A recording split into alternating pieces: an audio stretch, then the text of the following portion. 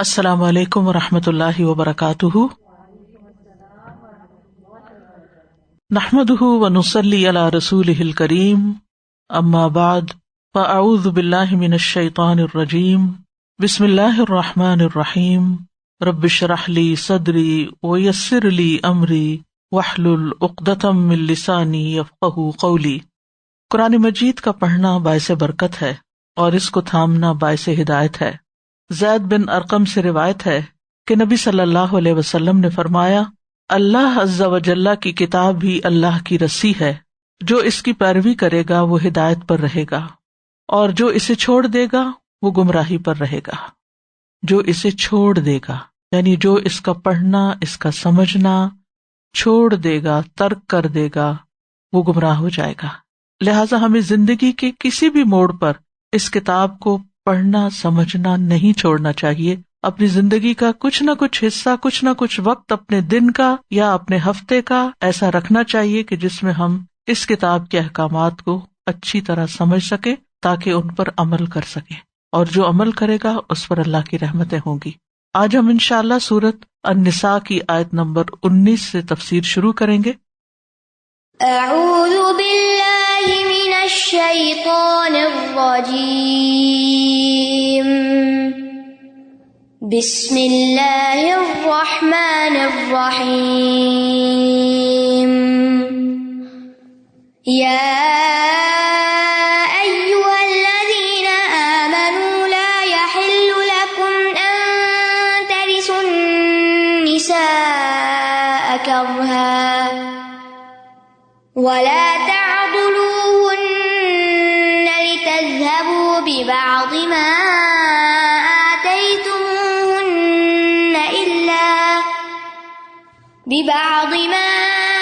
آتيتموهن إلا أن يأتين بفاحشة مبينة وعاشروهن بالمعروف فإن كرهتموهن فعسى أن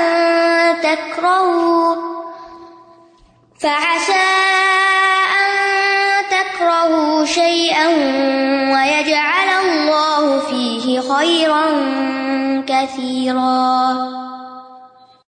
اے لوگو جو ایمان لائے ہو، تمہارے لیے حلال نہیں کہ تم زبردستی عورتوں کے وارث بن بیٹھو، اور نہ ہی یہ کہ ناپسند ہونے کے باوجود انہیں اس لیے روک رکھو کہ تم نے انہیں جو مہر دیا ہے اس کا کچھ حصہ واپس لے لو، سوائے اس صورت کے کہ وہ کھلی بے حیائی کا ارتکاب کریں، اور ان کے ساتھ بھلے طریقے سے گزر بسر کرو۔ پھر اگر تم انہیں ناپسند کرو تو ہو سکتا ہے ایک چیز تمہیں ناپسند ہو، اور اللہ اسی میں بہت سی بھلائی ڈال دے۔ اس آیت میں ایمان والوں کو خطاب ہے، اور پھر عورتوں کے حقوق کی بات کی گئی ہے کہ ایمان کا تقاضا یہ ہے کہ تم خواتین کو ان کے حقوق دو اور ان کے ساتھ کوئی ظلم و زیادتی نہ کرو۔ صحیح بخاری میں اس آیت کا شان نزول کچھ اس طرح بتایا جاتا ہے کہ ابن عباس رضی اللہ عنہما اس آیت کے بارے میں فرماتے ہیں کہ دور جاہلیت کا یہ دستور تھا کہ جب کوئی آدمی مر جاتا تو اس کے رشتہ دار اس کی بیوی کے حقدار خیال کیے جاتے، ان میں سے کوئی چاہتا تو اس سے شادی کر لیتا یا اپنی مرضی کے مطابق کسی دوسری جگہ اس کا نکاح کر دیتا، یعنی عورت کی اپنی مرضی نہیں ہوتی تھی، وارثوں کی مرضی چلتی تھی۔ چاہتے تو بغیر شادی کے اسے پڑا رہنے دیتے، شادی نہ کرنے دیتے، یعنی عورت کے گھر والوں یعنی میکے کی بنسبت میت کے رشتہ دار یعنی شوہر کے رشتہ دار اس کے زیادہ حقدار خیال کیے جاتے تھے۔ اس زیادتی کے تدارک کے لیے یہ آیت نازل ہوئی، یعنی اس آیت میں جاہلیت کے طریقوں کی نفی کی گئی۔ جاہلیت کے طریقوں میں ایک صورت تو یہ تھی کہ مرنے والے کا کوئی قریبی رشتہ دار مثلاً بھائی یا چچا زاد، ایون بیٹا تک اس کو اپنی ملکیت سمجھتا اور اس چیز کا حق سمجھتا کہ وہ اس کے ساتھ جو چاہے سلوک کرے۔ عورت خواہ پسند کرتی یا نہ کرتی اس پر قبضہ کر لیتا، جیسے باقی وراثت کے مال پہ قبضہ کرتے تھے ایسے ہی عورت پہ بھی قبضہ کر لیتے، اور پھر بعض اوقات یہ کہ اس کو شوہر کی میراث میں سے کچھ بھی نہیں دیا جاتا تھا، حتیٰ کہ مہر بھی اگر شوہر نے ادا نہیں کیا تو وہ مہر بھی اس کا نہیں دیا جاتا تھا جو کہ ایک قرض ہوتا تھا شوہر کے اوپر. تو اللہ سبحانہ تعالیٰ نے ان ساری چیزوں سے اہل ایمان کو منع کر دیا. فرمایا یا ایھا الذین آمنوا، اے لوگو جو ایمان لائے ہو، تمام اہل ایمان کو خطاب ہے. لا یحل لکم، تمہارے لیے حلال نہیں. تو جو چیز حلال نہیں پھر کیا ہے؟ وہ حرام ہے. ان ترثوا النساء کرہا، کہ تم زبردستی عورتوں کے وارث بن جاؤ. یعنی جیسے تم میت کے مال کے وارث بنے ہو، ایسے ہی تم عورت کے وارث بننے لگے ہو، یہ تمہارے لیے جائز نہیں. یعنی جو تم میں سے مر گیا ہے اس کی بیوی پر تم تسلط نہیں کر سکتے کہ تم اس کے ترکے میں سے اس کو بھی ایک ترکہ سمجھو یا وراثت کا مال سمجھو، یا یہ کہ تم زبردستی ان سے خود شادی کر لو، یا اگر وہ واپس اپنے گھر جانا چاہتی ہیں تو جانے نہ دو. تو بیوہ کو اپنے بارے میں خود فیصلہ کرنے کی اجازت نہ تھی. اسلام نے آ کر اس کو یہ اجازت دی. سورۃ البقرہ کی آیت نمبر 234 میں آتا ہے والذین یتوفون منکم ویذرون ازواجا یتربصن بانفسہن 4 اشہر و10 فاذا بلغن اجلہن فلا جناح علیکم فیما فعلن فی انفسہن بالمعروف واللہ بما تعملون خبیر. اور جو لوگ تم میں سے فوت کیے جائیں اور بیویاں چھوڑ جائیں، وہ بیویاں اپنے آپ کو 4 مہینے اور 10 راتیں انتظار میں رکھیں، یعنی عدت گزاریں. پھر جب اپنی مدت کو پہنچ جائے، عدت پوری ہو جائے، تو تم پر اس میں کچھ گناہ نہیں جو وہ اپنی جانوں کے بارے میں معروف طریقے سے کرے. یعنی اب ان کو آزاد چھوڑ دو کہ وہ اپنے بارے میں خود ڈیسائیڈ کرے. اسی گھر میں رہنا چاہتی ہیں، شوہر کے کسی رشتہ دار سے شادی کرنا چاہتی ہیں، واپس میں کے جانا چاہتی ہیں، کہیں اور شادی کرنا چاہتی ہیں، اب یہ ان کی مرضی ہے، تم ان کے اوپر زبردستی نہیں کر سکتے. اور اللہ اسے جو تم کرتے ہو پوری طرح باخبر ہے. اسی لیے ہم دیکھتے کہ ہمارے دین میں اگر کسی عورت کا نکاح زبردستی کر دیا گیا ہو تو نکاح فسخ کروانے کا بھی اس کو حق ہے. صحیح بخاری کی روایت میں آتا ہے، خنسا بنت خزام انصاریہ روایت کرتی ہیں کہ ان کے والد نے ان کا نکاح کر دیا اور وہ سیبہ تھی. یعنی سیبہ کا مطلب ہے پہلے سے شادی ان کی ہوئی تھی، کنواری نہیں تھی. کنواری کا اپوزٹ سیبہ ہوتا ہے. انہیں یہ نکاح منظور نہیں تھا، پسند نہیں تھا. تو وہ رسول اللہ صلی اللہ علیہ وسلم کی خدمت میں حاضر ہوئیں تو آپ نے ان کے نکاح کو فسخ کر دیا. یہ تو تھی بیوہ کی بات، لیکن کنواری لڑکی سے بھی اجازت لینا ضروری ہے، اس کی مرضی پوچھنا ضروری ہے. رسول اللہ صلی اللہ علیہ وسلم نے فرمایا، عورتوں کا نکاح کرتے وقت ان کے نفسوں کے بارے میں ان سے مشورہ کیا کرو. کسی نے کہا، اللہ کے رسول، کنواری لڑکی تو شرماتی ہے، ہم اس سے کیا پوچھیں؟ آپ نے فرمایا، بیوہ تو اپنے بارے میں خود وضاحت کر دیتی ہے، کنواری کی رضامندی اس کا خاموش ہونا ہے. لیکن اگر وہ بول پڑتی ہے کہ مجھے یہاں شادی نہیں کرنی، تو پھر تمہیں کوئی حق نہیں کہ تم زبردستی اس کا نکاح وہاں کرو. حضرت عائشہ کہتی ہیں کہ رسول اللہ صلی اللہ علیہ وسلم اپنی بیٹیوں میں سے جب کسی بیٹی کی شادی کا ارادہ فرماتے، یعنی ایک تو آپ کی حقیقی بیٹیاں اور ایک جیسے مسلمانوں کی بیٹیاں، تو اس کے پردے کے پاس بیٹھ کر اجازت لیتے. فرماتے، فلاں آدمی فلاں کا تذکرہ کر رہا تھا، اور اس شخص کا نام بھی لیتے جس نے اس کو پروپوز کیا ہوتا تھا، اس عورت کو جس کے پاس آپ جاتے. اگر وہ خاموش رہتی تو اس کے ساتھ اس کی شادی کر دیتے، اگر وہ ناپسند کرتی تو پردہ گرا دیتی، یعنی مجھے شادی نہیں کرنی، تو آپ اس کی شادی نہیں کرتے تھے. پھر فرمایا، وَلَا تَعْضُلُوهُنَّ لِتَذْهَبُوا بِبَعْضِ مَا آتَيْتُمُوهُنَّ إِلَّا أَن يَأْتِينَ بِفَاحِشَةٍ مُبَيِّنَةٍ، اور نہ ان کو روکو، لِتَذْهَبُوا بِبَعْضِ مَا آتَيْتُمُوهُنَّ، تاکہ تم لے جاؤ بعض حصہ اس کا جو تم ان کو دے چکے ہو. إِلَّا أَن يَأْتِينَ بِفَاحِشَةٍ مُبَيِّنَةٍ، مگر یہ کہ وہ کھلی بے حیائی کا ارتکاب کریں. یعنی شوہروں کو خطاب ہے یہاں کہ تمہارے لیے یہ بھی حرام ہے کہ تم اپنی بیویوں کے ساتھ مل جل کر رہنے میں ان کی زندگیوں کا دائرہ تنگ کرو، اور ان کو اتنا مغلوب کرو، اتنا ذلیل کرو، اتنا مجبور کرو کہ وہ تم سے اپنی جان چھڑانے کے لیے فدیے کے طور پر اپنا پورا حق مہر یا اس کا بعض حصہ چھوڑ دیں. یعنی بعض اوقات یہ کہ ایک شوہر اپنی بیوی کو رکھنا بھی نہیں چاہتا، تنگ کرتا ہے اس کو، لیکن طلاق بھی نہیں دیتا. کیا چاہتا ہے؟ عورت خلا لے، اور جب وہ خلا لے گی تو پھر اس کو کیا کرنا ہوگا؟ مہر واپس کرنا ہوگا. تو ایسی صورت میں یہاں پر کیا حکم دیا گیا؟ یہ رویہ اختیار نہیں کرنا. اللہ تعالیٰ نے اس سے بھی منع کر دیا. لیکن آپ دیکھیں ہمارے معاشرے میں کیا ہو رہا ہے. کتنی مثالیں ایسی کہ جہاں عورت کو نہ رکھتے ہیں، نہ بساتے ہیں، نہ چھوڑتے، کہ نہ بسانا ہے نہ طلاق دینی ہے. ٹھیک ہے جاؤ خلا لے لو. بہت سی عورتیں روتی ہیں اس بات پر. تو اس چیز سے منع کیا گیا کہ تم ان کے اوپر زبردستی نہ کرو کہ وہ اپنے حق سے دستبردار ہو جائیں کہ بس جو بھی لینا لو میری جان چھوڑو، تاکہ اس طرح تمہیں کچھ مال مل جائے یا وہ اپنا حق چھوڑ دیں. ہاں، کس صورت میں عورت کو مہر واپس کرنا ہوگا؟ الا ان یاتین بفاحشۃ مبینہ، مگر یہ کہ وہ کسی کھلی بے حیائی کا ارتکاب کریں. اس سے کیا مراد ہے؟ ابن عباس، اکرمہ اور ضحاک کہتے ہیں اس سے مراد سرکشی اور نافرمانی ہے، لیکن ابن جریر نے اس بات کو ترجیح دی ہے کہ یہ عام ہے. اس سے فحش کلامی، بدخلقی، زنا اور اس قسم کی بے حیائی کے اور کام ہیں. یعنی اگر اس طرح کی حرکتیں وہ کرتی ہے تو پھر تم اسے مجبور کر سکتے ہو کہ وہ خلا لے یا لیا ہوا مال یا گفٹ جو ہے وہ واپس کرے. یعنی اگر ایک عورت بھلے طریقے سے اپنے ہسبینڈ کے ساتھ نباہ نہیں کرتی اور الٹا وہ ہسبینڈ کو تنگ کر رہی ہے، یعنی بعض اوقات تو ہم یہ سمجھتے ہیں نا کہ مرد عورت کو تنگ کر رہا ہے، لیکن بعض عورتیں بھی مردوں کو تنگ کرنے میں کچھ کم نہیں ہوتی. اب ان کی مرضی نہیں اس گھر میں رہنے کی تو وہ اتنا تنگ کریں گی تاکہ ہسبینڈ طلاق دے دے، اور طلاق کے بعد یہ کہ اس کا مال بھی اور مہر اور سب کچھ جو لے جانا ہے وہ بھی لے جائے. تو ایسی صورت میں اللہ تعالیٰ نے انصاف سے کام لیا کہ الا ان یاتین بفاحشۃ مبینہ، اگر قصور عورت کا ہے اور عورت جو ہے وہ بے حیائی والی حرکتیں کر رہی ہے جس میں گالی گلوچ ہو سکتا ہے، جس میں زنا ہو سکتا ہے، کسی مرد کے ساتھ چھپی دوستی ہو سکتی اور اس کا شوہر کو پتہ چل جاتا ہے، تو ایسی صورت میں پھر مرد جو ہے وہ حق رکھتا ہے، یعنی اگر زیادتی عورت کی طرف سے ہو رہی ہو. اسی طرح یہاں پر یہ جو آیا وَلَا تَعْضُلُوهُنَّ لِتَذْهَبُوا بِبَعْضِ مَا آتَيْتُمُوهُنَّ، یعنی ان کو تم طلاق سے روک نہیں سکتے. اچھا، اسی طرح یہاں ایک اور مسئلہ بھی علماء بیان کرتے ہیں کہ بعض اوقات شوہر اپنی زندگی میں عورت کو تنگ کرتا ہے اور طلاق نہیں دیتا یا اچھا سلوک نہیں اس سے کرتا، اور بعض لوگ مرنے سے پہلے عورت کو وصیت کر دیتے ہیں کہ تم قسم کھاؤ میرے بعد کسی اور سے شادی نہیں کرو گی. یہ نہیں کہ محبت میں کہتے ہیں، وہ بھی تنگ کرنے کے لیے کہتے ہیں. محبت کی تو بات اور ہے نا، اس میں تو عورت خود بھی نہیں چاہے گی کہ ٹھیک ہے میں دنیا اور آخرت میں اسی کی بیوی رہوں، لیکن اگر کوئی پھر تنگ کرنے کے لیے ایسی کوئی وصیت کرے یا ایسی کوئی شرط اس پہ ڈالے یا قسم ڈالے یا مجبور کرے تو اس کا کیا حکم ہے؟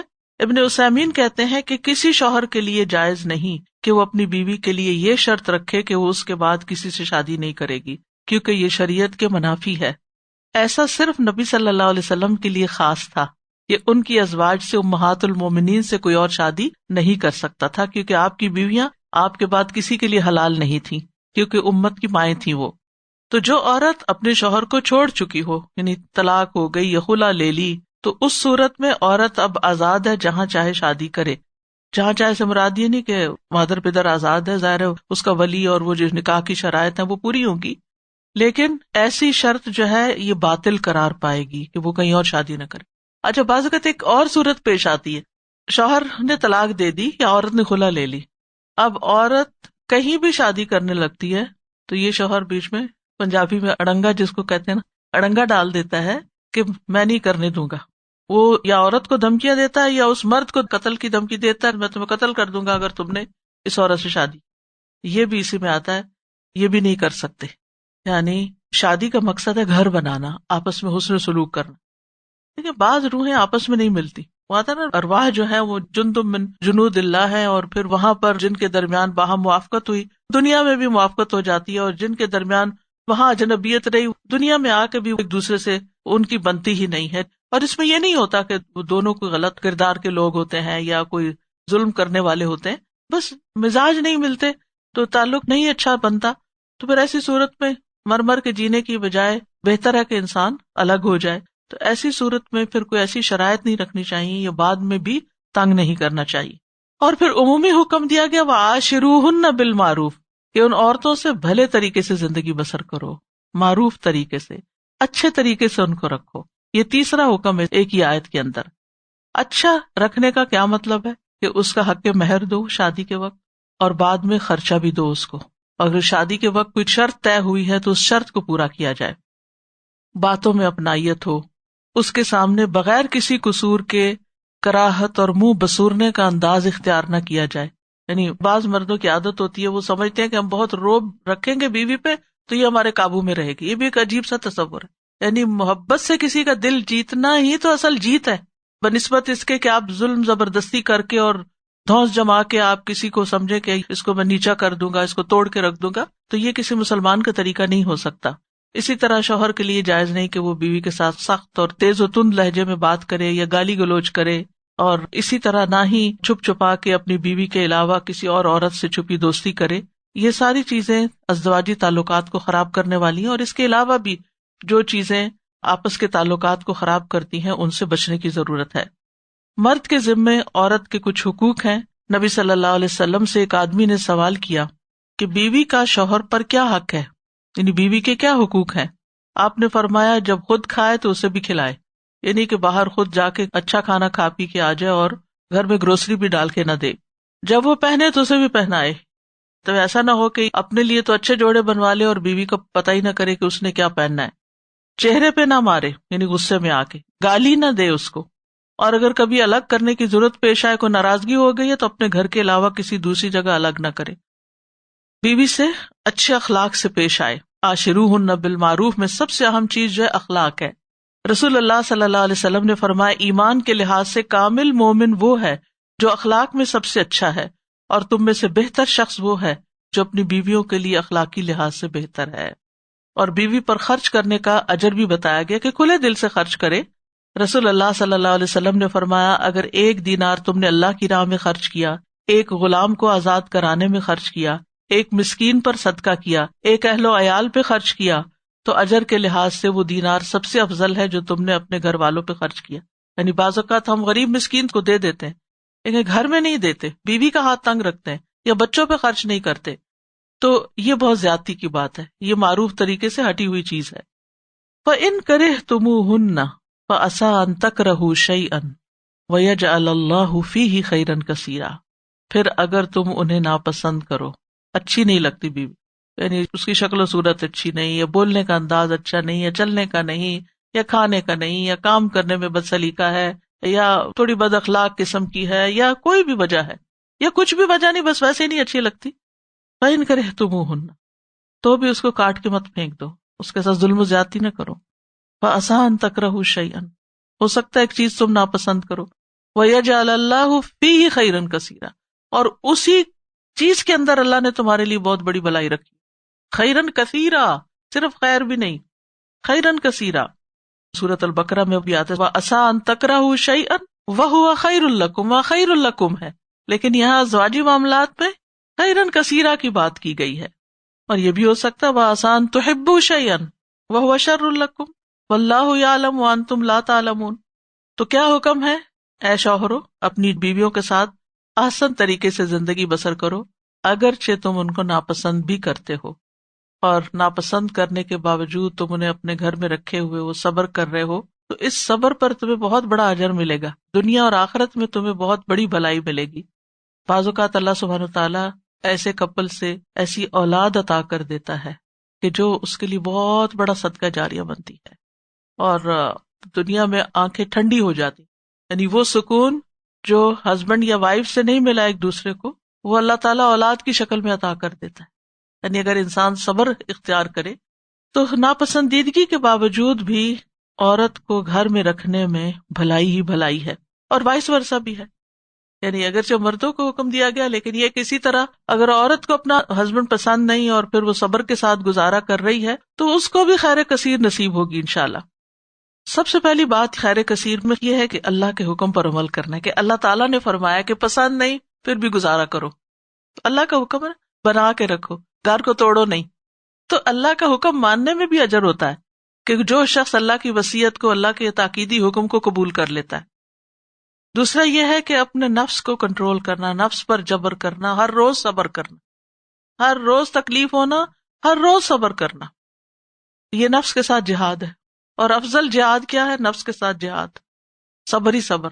اور انما یوفی الصابرون اجرہم بغیر حساب، بے حساب اجر ہے ان کے لیے۔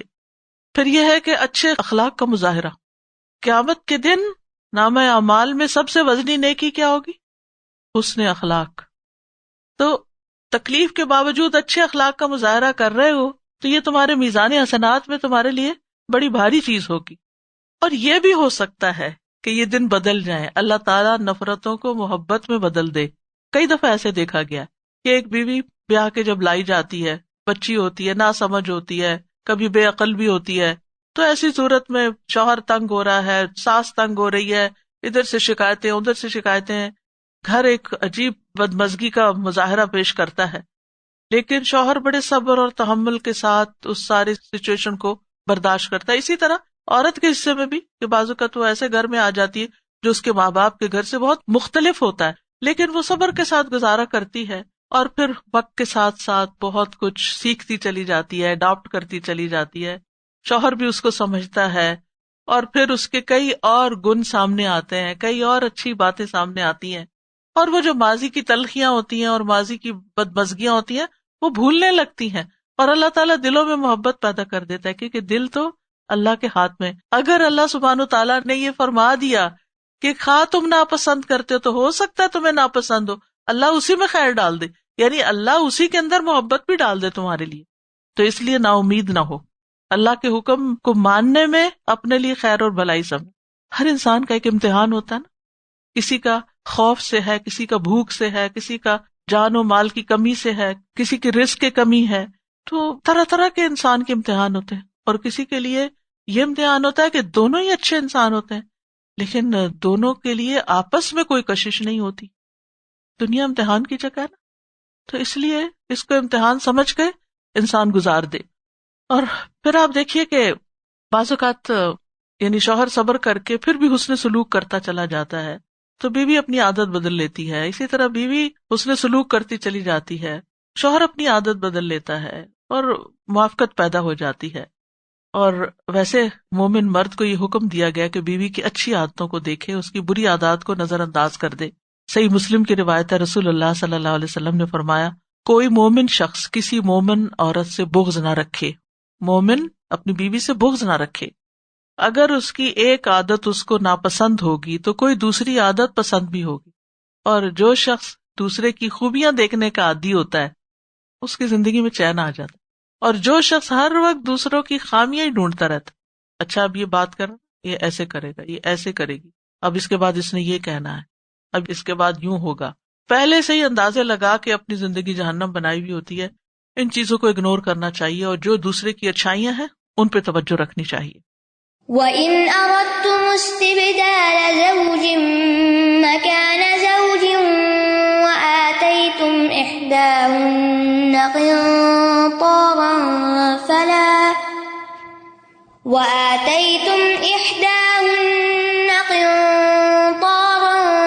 فَلَا تَأْخُذُوا مِنْهُ شَيْئًا أَتَأْخُذُونَهُ بُهْتَانًا وَإِثْمًا مُبِينًا.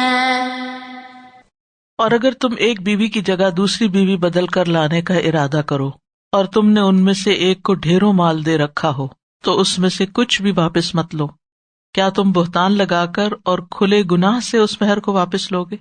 مطلب کیا ہے کہ اگر ساری کوششوں کے باوجود گزارا نہیں ہو رہا اور تم نے اب ٹھان لی ہے کہ اس بیوی کو میں نے نہیں رکھنا، اس کو طلاق دینی ہے اور میں نے دوسری شادی کرنی ہے اور کہیں اور کوئی عورت پسند بھی کر لی ہے. اب ظاہر ہے دوسری بیوی کے لیے پھر سے مہر دینا اور اس کا خرچہ اٹھانا اور وہ ساری چیزیں ہیں، تو اس کے لیے کیا ہے کہ پہلی بیوی کو جو دیا ہے وہ زبردستی اسے واپس لے لیا جائے، اس کے اوپر الزام تراشی کر کے اس سے واپس لیا جائے اور پھر وہی چیز جو ہے وہ دوسری کو دے دی جائے. اللہ سبحانہ وتعالیٰ انسانوں کی نفسیات جانتا ہے نا، انسانوں کے دلوں کے اندر اٹھنے والے وسوسوں تک کو جانتا ہے. وَنَعْلَمُ مَا تُوَسْوِسُ بِهِ نَفْسُهُ، کہ دلوں میں کیا خیالات آ رہے ہیں، یہ کیا پلاننگ ہو رہی ہے، کیا منصوبے بن رہے ہیں.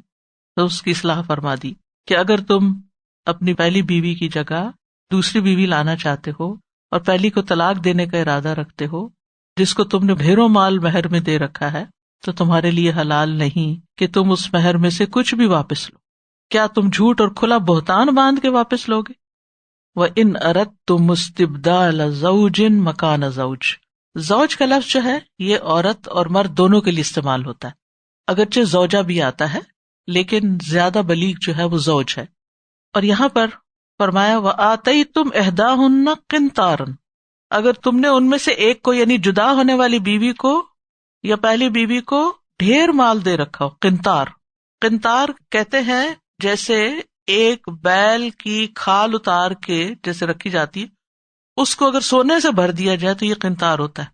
اتنا تم نے مال دے دیا پہلی بیوی کو، شوق میں، محبت میں، اپنی حیثیت کے مطابق ڈھیروں مال دے دیا، مال کثیر دے دیا.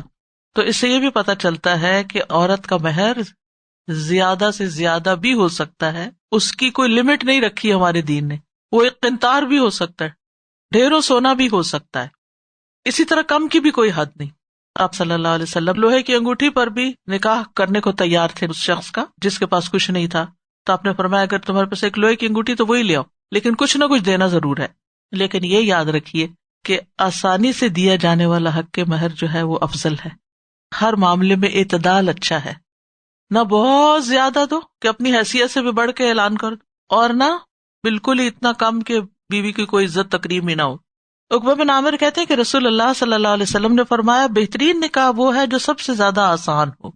حضرت عائشہ کہتی ہے کہ رسول اللہ صلی اللہ علیہ وسلم نے فرمایا عورت کے مبارک ہونے کی علامات میں یہ بھی شامل ہے کہ اس کا نکاح آسانی سے ہو جائے، اس کا مہر آسان ہو. اس کا مہر آسان ہو یعنی پے آف کرنا جو ہے وہ مشکل نہ ہو، اور اس کا رحم سہل ہو یعنی بچہ پیدا کرنے والی ہو. لیکن حق مہر کی کثرت جو ہے وہ کوئی حرام نہیں ہے، یہ یاد رہے، کیونکہ اللہ سبحانہ تعالیٰ نے قنطار کی یہاں پر بات کی ہے. عقبہ بن عامر کہتے ہیں کہ نبی صلی اللہ علیہ وسلم نے ایک شخص سے کہا کیا تم راضی ہو کہ فلاں عورت سے تمہاری شادی کر دوں؟ اس نے کہا جی ہاں. پھر آپ نے عورت سے پوچھا کیا تو راضی ہے کہ فلاں مرد سے تیری شادی کر دوں؟ اس نے کہا جی ہاں. تو آپ نے دونوں کی آپس میں شادی کر دی. تو اس شخص نے اس سے صحبت کی مگر حق مہر مقرر نہ کیا اور نہ اسے کچھ دیا. بعض اوقات یہ ہوتا ہے کہ شادی سے پہلے کبھی حالات ایسے ہوتے ہیں کہ جلدی میں کر لی جاتی شادی. بعض اوقات جو لڑکی کے اولیاء ہوتے ہیں، جو ولی ہوتا ہے، وہ شرماتا ہے کہ اس موقع پر مانگے کہ اب تم کیا دو گے. بعض اوقات کو مجبوری ہوتی ہے کہ اگر اس موقع پہ ہم نے مہر کی بات چھیڑ دی تو کہیں رشتہ ہی نہ ہاتھ سے نکل جائے. کئی وجوہات ہو سکتی ہیں. تو بہرحال اس نے مقرر نہیں کیا. اور یہ ان لوگوں میں سے تھا جو حدیبیہ میں شریک ہو چکے تھے، اور شرکائے حدیبیہ کو خیبر کا حصہ ملا تھا. جنہوں نے سورۃ الفتح پڑھی ہے وہ جانتے ہیں وَمَغَانِمَ كَثِيرَةٍ تَأْخُذُونَهَا، اور یہ مغانم صرف شرکائے حدیبیہ کے لیے تھے. تو جب اس کی وفات کا وقت آیا تو اس نے کہا کہ رسول اللہ صلی اللہ علیہ وسلم نے فلاں عورت سے میری شادی کی تھی، مگر میں نے اس کے لیے مہر مقرر نہیں کیا اور نہ اسے کچھ دیا، اور میں تمہیں گواہ بناتا ہوں کہ میں اسے مہر میں اپنا خیبر کا حصہ دیتا ہوں. چنانچہ اس عورت نے وہ حصہ لیا اور 1,00,000 میں فروخت کر دیا. وہ بہت زیادہ تھا اس اعتبار سے، ان دنوں میں جو مسلمانوں کے معاشی حالات تھے اس اعتبار سے ایک بڑی رقم تھی. لیکن کسی نے منع نہیں کیا کہ تم نے ایسا کیوں کیا. لیکن حق مہر میں بعض اوقات لوگ صرف اپنی شان دکھانے کے لیے لاکھوں لکھ دیتے، 40 لاکھ 50 لاکھ، اور جب دینے کی باری آتی ہے تو کچھ بھی نہیں دیتے، اور اگر عورت مانگے تو پھر ناراض ہوتے ہیں. عمر بن خطاب رضی اللہ عنہ نے کہا کہ عورت کے حق کے مہر میں غلو نہ کرو. اگر بہت زیادہ مہر مقرر کرنا دنیا میں عزت کا باعث ہوتا یا اللہ کے ہاں تقوی شمار ہوتا تو محمد صلی اللہ علیہ وسلم تم سے پہلے اور تم سے زیادہ حق رکھتے تھے کہ ایسا کرتے. آپ نے اپنی بیویوں میں سے کسی کو 12 اوقیہ سے زیادہ حق کے مہر نہیں دیا، اور نہ آپ کی بیٹیوں میں سے کسی بیٹی کو اس سے زیادہ ملا. آدمی اپنی بیوی کے لیے بہت زیادہ حق کے مہر مقرر کر لیتا ہے، حتیٰ کہ بعد میں یہی بات اس کے دل میں بیوی سے نفرت کا باعث بن جاتی. یہ مال جو ہے وہ فتنہ فساد کریٹ کر دیتا ہے، اور وہ کہتا ہے کہ میں نے تیرے لیے مشکیزے کی رسی اٹھائی یا مشک کا پسینہ برداشت کیا، یعنی میں نے اتنی محنت کی اور پھر تمہیں یہ سب کچھ دیا. رسول اللہ صلی اللہ علیہ وسلم کے دور میں 10 اوقیے عام معروف تھا جو مہر دیا جاتا تھا. بہرحال کسی نے جتنا بھی دیا فرمایا فلا تأخذوا منہ شیئا، اس میں سے کچھ بھی واپس نہ لو. یعنی اگر نکاح ہوا، عورت کے ساتھ خلوت ہو گئی، اس صورت میں اگر طلاق دے رہا ہے شوہر تو حق کے مہر واپس نہیں لیا جا سکتا. اسی طرح اگر کوئی گفٹ وغیرہ دیے ہیں تو وہ بھی واپس نہیں لیے جا سکتے. یعنی بعض اوقات یہ ہوتا ہے نا کہ حق کے مہر تو ایک طرف رہا، بیوی کو کوئی بچہ پیدا ہوا یا کوئی اور خوشی کا موقع آیا تو قیمتی گفٹ لے دیے. اب جب طلاق کی بات ہوئی تو کہا کہ سب کچھ واپس کرو، نہیں، ایک چیز بھی نہیں واپس ہوگی. ہاں، ایک صورت پیچھے بتائی گئی تھی الا یاتین بفاحشۃ مبینہ، لیکن اگر بیوی پاک دامن ہے تو اس پہ تم الزام کیسے لگا سکتے ہو؟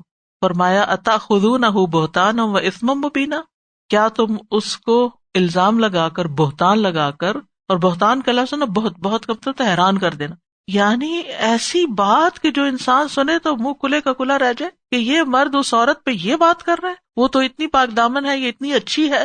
یا عورت خود بھی سنے تو وہ پریشان ہو کر رہ جائے کہ میرے اوپر یہ کیسے الزام لگائے جا رہے ہیں.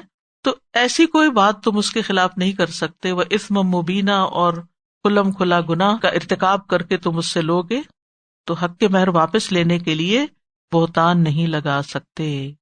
یعنی یہ جاہلیت کے دور کا ایک عمومی طریقہ تھا کہ جب بیوی کو طلاق دینی ہوتی تو اس پر الزام لگا کے اس کا مہر روک لیا جاتا، تاکہ عورت اپنی شہرت خراب ہونے کے ڈر سے کہ میرے پر اتنی بڑی بات آ جائے گی، پھر مجھ سے کوئی اور شادی نہیں کرے گا تو میں یہ مال ہی چھوڑ دیتی ہوں. کیونکہ بعض اوقات وہ زبردستی کرتے اور کہتے ہیں کہ دیکھو اگر تم نے یہ نہ چھوڑا تو میں تمہیں یوں بدنام کر دوں گا. یہ بدنام کرنے کی بھی دھمکیاں دی جاتی ہیں.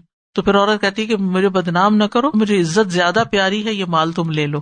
اب یہ آپس میں دونوں کی ڈیل ہو رہی ہے، لیکن کیا یہ مال اس مرد کے لیے حلال بھی ہے؟ نہیں، اس کے لیے حلال نہیں ہے، جائز نہیں ہے. اللہ نے اس سے منع کر دیا ہے. فیئر ڈیلنگ ہونی چاہیے. دنیا کا مال دنیا میں ہی رہ جائے گا، ظلم قیامت کے دن اندھیروں کا باعث بنے گا. وَكَيْفَ تَأْخُذُونَهُ وَقَدْ أَفْضَىٰ بَعْضُكُمْ إِلَىٰ بَعْضٍ وَأَخَذْنَ مِنكُم مِّيثَاقًا غَلِيظًا. اور تم اس مہر کو کس طرح واپس لے سکتے ہو حالانکہ تم میں سے بعض سے صحبت کر چکا، یعنی جنسی تعلق قائم کر چکا، اور وہ عورتیں تم سے پختہ عہد لے چکی ہیں. یعنی تم یہ مہر واپس نہیں لے سکتے کیونکہ تمہارے درمیان خلوت ہو چکی ہے، جسمانی تعلق قائم ہو چکا ہے، اور پھر تم سے وہ پختہ عہد لے چکی. کب؟ نکاح کے موقع پر، کہ اس کے ساتھ اچھا سلوک کیا جائے گا اور اچھی طرح زندگی بسر کی جائے گی. اور ویسے بھی اللہ تعالیٰ کا فرمان ہے فَإِمْسَاكُمْ بِمَعْرُوفٍ أَوْ تَسْرِيحٌ بِإِحْسَانٍ، کہ عورت کو رکھنا ہو تو معروف طریقے سے رکھو، اور اگر رخصت کرنا تو احسان کے ساتھ رخصت کرو، نہ کہ الزام لگا کے رخصت کرو. تو میثاقاً غلیظہ وہ پختہ عہد ہوتا ہے جو نکاح کے وقت لیا جاتا ہے. یہ نکاح کے ایجاب و قبول کے الفاظ ہوتے ہیں جس کو حق کے مہر کی بنیاد پر منعقد کیا جاتا ہے. اس کے بعد پھر عورت مرد کے لیے حلال ہوتی ہے. جابر بن عبداللہ کہتے ہیں کہ رسول اللہ صلی اللہ علیہ وسلم نے خطبہ حجۃ الوداع کے موقع پر فرمایا، لوگوں عورتوں کے معاملے میں اللہ سے ڈرو، تم نے انہیں اللہ کی دی ہوئی امان کے ساتھ اپنایا ہے اور ان کی شرمگاہوں کو اللہ کے کلمے سے حلال کیا ہے. تو یہاں دو وجوہات بتائی گئی ہیں جن کی بنا پر حق کے مہر واپس لینے کی ممانعت ہے. وہ کون سی ہیں؟ نمبر 1 کہ دونوں آپس میں ایک دوسرے سے مل چکے ہو، ایک دوسرے کے ساتھ اکٹھے ہو چکے ہو، اور دوسری وجہ وہ پختہ عہد جو مردوں سے لیا گیا کہ وہ عورتوں کے ساتھ اچھا سلوک کریں گے.